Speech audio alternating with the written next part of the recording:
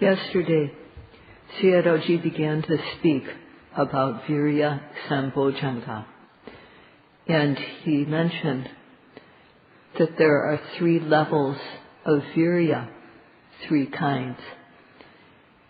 The first is the initial effort. Second is the effort, one has to boost one's effort from that point to overcome laziness. And the third type, the type which increases stage by stage until one reaches one's goal. Once one gets over laziness and reaches the other side, the Viriya has good momentum, and one reaches the point of parekama. The prefix para in this word means that it goes up stage by stage. So Viriya, we use this to get the mind to reach the object, and we do it once and again and again. So we do it successively. This is the prefix para in this has the meaning of parampara, that it increases successively. And there isn't any lapse or any drop. It doesn't drop. Especially when one reaches the stage of udiyabbiya jnana, seeing the fast arising and passing away of phenomena. Our effort becomes reaches the stage of aradha viriya, developed effort. So one has gone through the stage of applying initial effort and reached the stage where one's effort is going up stage by stage, parekama. And this is also called, this part is also called pagaha viriya, because of the way it goes up without stagnating. It doesn't drop down and it doesn't stop in the middle. It has momentum and is always increasing. And later on, this viriya becomes fulfilled, paripurna. So whatever one does, this viriya, application of effort, is very important. And to the extent that one's viriya is good, one can gain results. And this is especially so in the practice. When our effort reaches this stage of pagaha viriya and parekama, then one is able to dispel unwholesomeness, akusala, so that they don't arise. One can prevent it, and one can generate wholesomeness, kusala, that is started. And one can also dispel what is blameworthy and cause that which is blameless, faultless, to multiply. So in this way one can keep oneself clean. This is the result of viriya, and it is very essential. Parekama viriya, this viriya that increases in a special way, Viriya Sambojjhanga.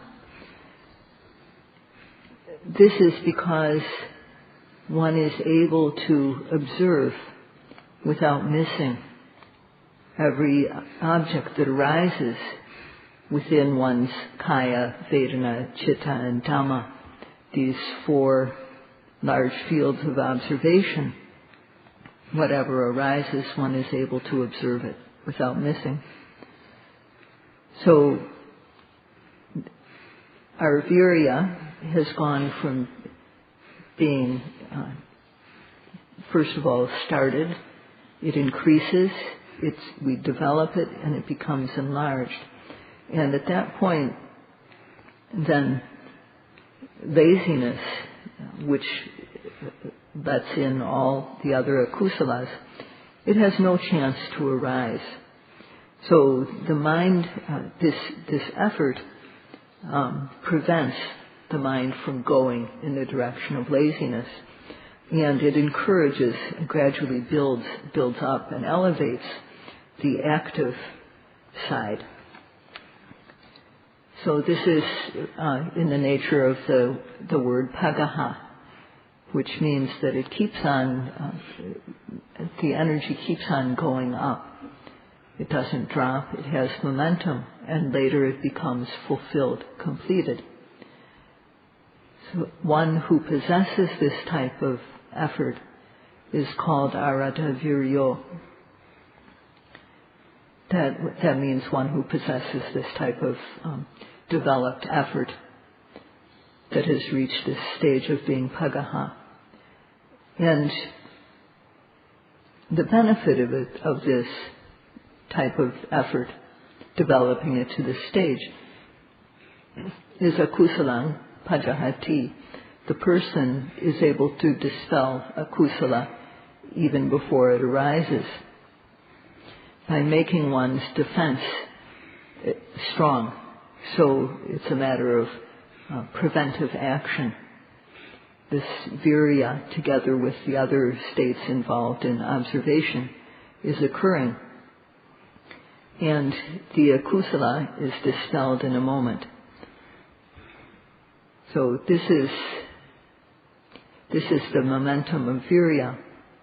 Akusala is being dispelled, and the mind is led by wholesome states, first of all by sati, and then it is led by samadhi. Samadhi becomes strong, and then led by knowledge. So these are developed automatically. So think about it. Initially, one needs to deliberately aim in order to observe the object, aim and apply one's energy. But when one becomes skilled in the practice, then this quality of aiming, vitakka, is no longer present. Neither is vichara later on at the stage of uddiyabhyajnana. The qualities both of aiming and rubbing, vitakka and vichara, are not there any longer. But they have left their influence. And what it's similar to is that, like when a person plays darts and becomes skilled at throwing the dart, when a person is skilled, they don't have to deliberately aim anymore. They can just throw and hit the target. So that is what it's like at the stage of uddiyabhyajnana. And for the yogi, the work goes along in a very good way, and this makes one happy. Everybody who experiences this feels the type of joyous interest at this point, and this is called Piti. Piti develops. Piti Sambojjhanga is a special cause for gaining Vipassana knowledge and for gaining path knowledge. It's a joyous happiness. At the start, the yogi doesn't experience this, and then boredom sets in, and one wants to leave the retreat. And if one has to continue practicing, one does so, but very unenthusiastically. However, when one sees the object of observation, the old one continually being replaced by the new, again and again, the object arising and then disappearing in a very fleeting, fast manner, the yogi becomes very satisfied, and this is called Piti. And at this time, the body, one feels like one is rising up or floating in the air. This is because of Obega Piti. And then there's the stage of Parana Piti. This joy that pervades the entire body, just the way oil soaks through a cotton ball. It feels very, very good. when this joy pervades the whole body. This is called Karana Piti. And one feels quite joyous at this stage. And then there's no more boredom or weariness. Piti has dispelled this. This is delight in the Dhamma, Dhammarati, happiness in the Dhamma, Dhammananda, joy in the Dhamma, Dhammarama. And this is the first start of the cause of gaining the Dhamma. At this time, those people who like sense pleasures, seeing a desirable view or object, hearing a delightful, pleasant sound, inhaling a delightful fragrance, and then touch between men and women, taste and touch. Because one didn't experience Piti before, such people thought that these types of sense pleasures were the best. And people waste their times with these. Of course, these types of pleasures are good, but they can be dangerous. Because when one goes after these, they lead one to one's death. The good that one experiences in the Dhamma is not like this. It said, Sabharati, Dhammarati, Sabharating Dhammarati Jinati. That means that the delight in the Dhamma, that is Piti, that, it conquers, it's better than all the types of pleasures that one can get in the world. So at this time, when one experiences Piti, this joyous interest in the practice, one won't have any desire for the delight of sense pleasures, kamarati. One will just want to make one's Dhamma delight more and more firm, better and better. And one's effort to do this increases automatically. So if in 1 month a yogi has not reached this stage, it indicates that the yogi is being careless. At this time in the practice, one thinks that one has gained special Dhamma. This can happen. And sometimes yogis just stop because they think they're at the end of the path. At this time, the meditation teacher is very important, because this thinking that Piti, joyous interest, is special Dhamma, this is a mistaken idea. And if we just leave it and don't observe this, if this is something that the teacher needs to point out if we're not observing it. So whatever arises, one has to observe it as soon as it arises. If one doesn't observe, one won't know. And not knowing, then there will be dukkha aññānaṁ. With regard to what is the truth of suffering, there will be ignorance, moha, avidya. And one will waver because one's sati is no longer there. So when one doesn't observe, one won't be knowing the Dhamma, which is the truth of suffering. And not knowing will be there, ignorance. And in addition to this, there will be a lack of disgust for the unwholesome mind. This is ahiri. There will also be lack of fear regarding letting akusala arise. This is anotapa. And the mind will become separated from the object and scatter. This is called udicca. It's as though the mind flies up over the object. So these 4 unwholesome qualities, mind states, will be occurring together with the unwholesome mind consciousness, akusala. And if this happens every second, then in 1 minute there will be 60 occurrences at least of the unwholesome mind with these unwholesome mind states. This is a disturbance to the practice. It disrupts our work. And if one continues to let this happen in 5 minutes, there will be at least 300 occurrences of the unwholesome consciousness, akusala citta. And in 1 hour, 3,600 occurrences at minimum.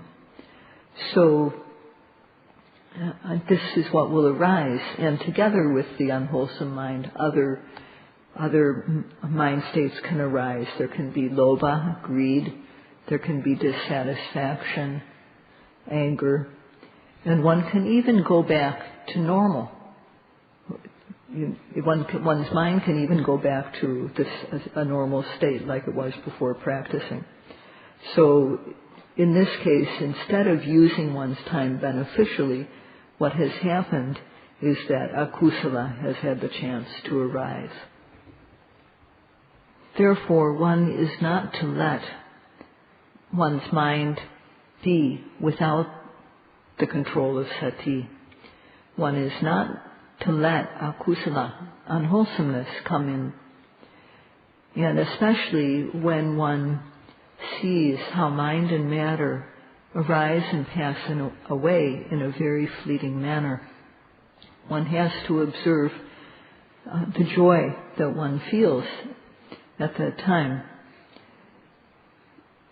So the Buddha posed a riddle in this regard, and what he said is, one should not let the mind go out. One should not let the mind stay in. One who doesn't let the mind go out, nor let it stay in, is sure to gain true peace. And after saying this, he stepped down from the chair where he was giving the Dhamma talk and left. So the listeners did not know what the Buddha meant by this.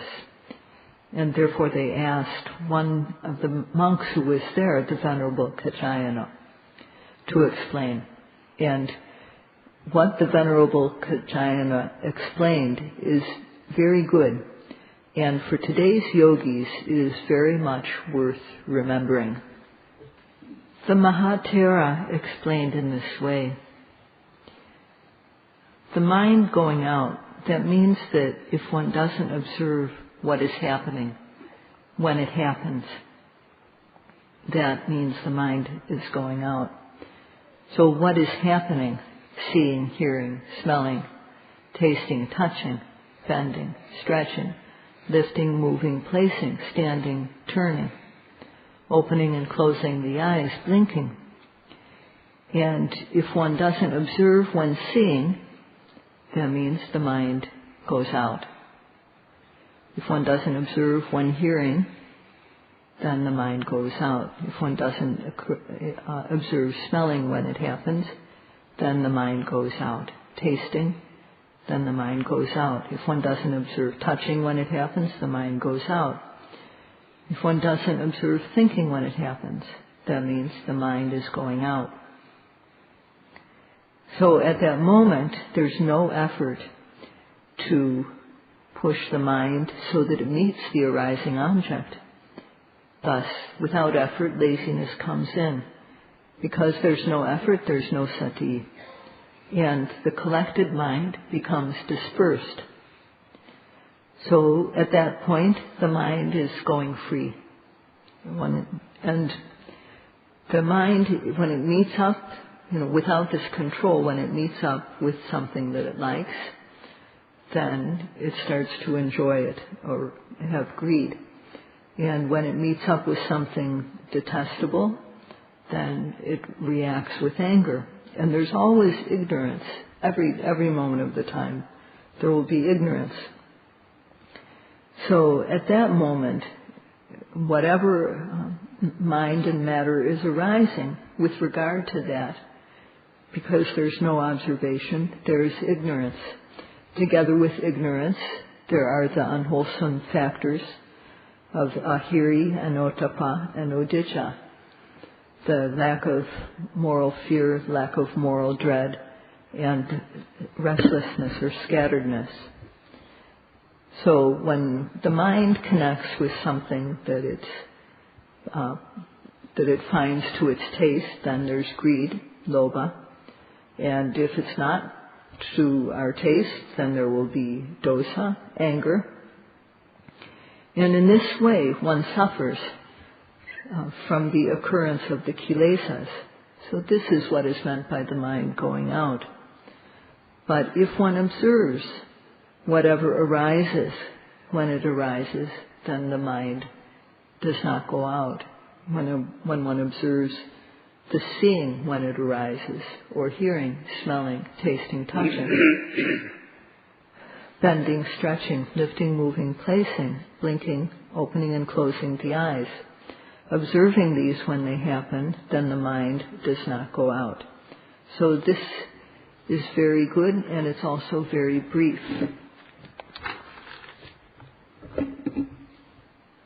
So if one doesn't observe when something arises, then the mind will go out. So in order to keep the mind from going out, one has to observe every seeing, hearing, smelling, tasting, touching. And this is in accordance with what the Buddha instructed us to do, to observe at the moment of arising. And when we do this, the mind is clean. The effort, sorry, I can't read what I wrote. The effort, we make effort to observe, and this time, when we do it, there's no need to aim. The mind doesn't miss. We just make effort, and without deliberately aiming, the mind meets accurately with the object. So this is very obvious when this happens to one in the practice. Sati is very well established, supadita. And to the extent that our sati is good, our samadhi also becomes good. And following on this samadhi is knowledge. Knowledge arises. And then one experiences things such as lights. One sees lights. There's joy, piti. There's passaddhi, tranquility. But at this time, one is not to think that these are special Dhamma. So if one doesn't observe these things when they arise, then one won't know. And not knowing, then the mind will be going out. So that is how one has to note. And to not stay in means that when something pleasant arises, one has to note it and dispel it.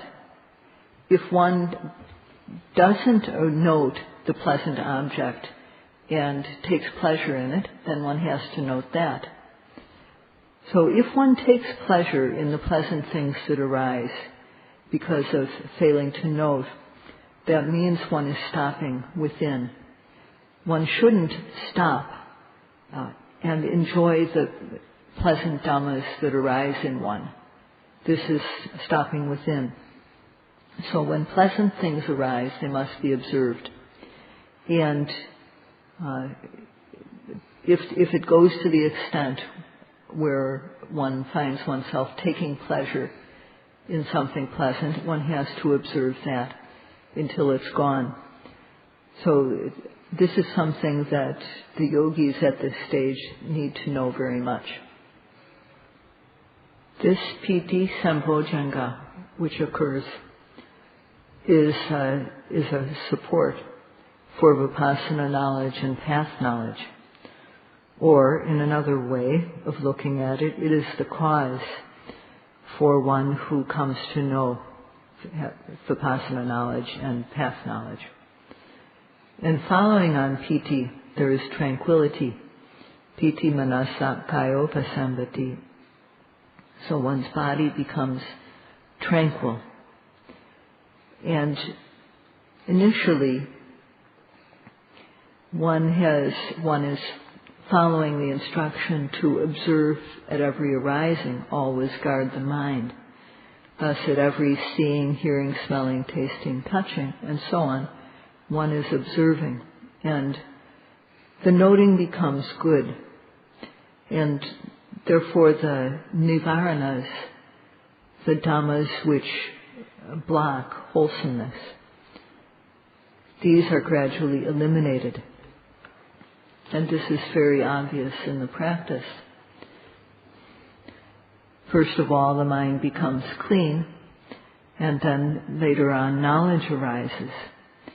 So at first there's small-scale piti, small-scale joy, called piti pamausa. And this, one experiences this as goose flesh or flashes of lightning through one's body. This is the smaller, minor version of joyous interest. At the stage of Uddiyabhya Jnana, there is strong piti. And at that time one is quite joyous, the mind is clear, and there's no more tiredness. Passaddhi, this tranquility, is a state that is free of tiredness.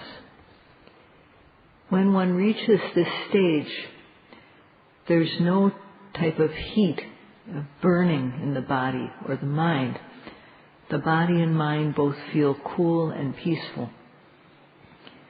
The mind and body feel light. There's no heaviness. The mind and body both feel pliable. One is ready to note. The objects are ready to be noted. So the noting is very easy. One is able to work very easily. One has gained skill.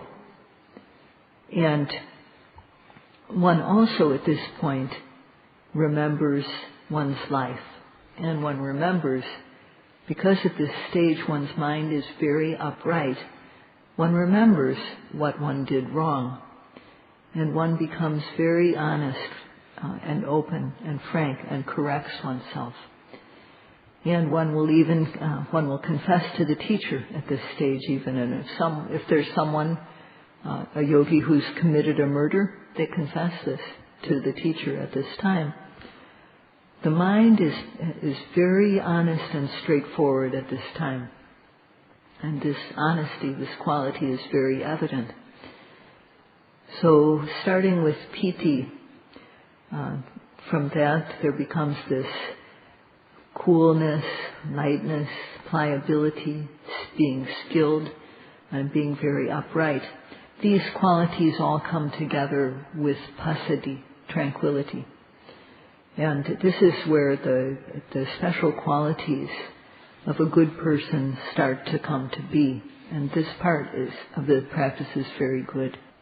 Tomorrow, Sayadaw will speak about how this factor of passaddhi Sambojjhanga arises and how it is helpful in balancing. And today, this is all for today.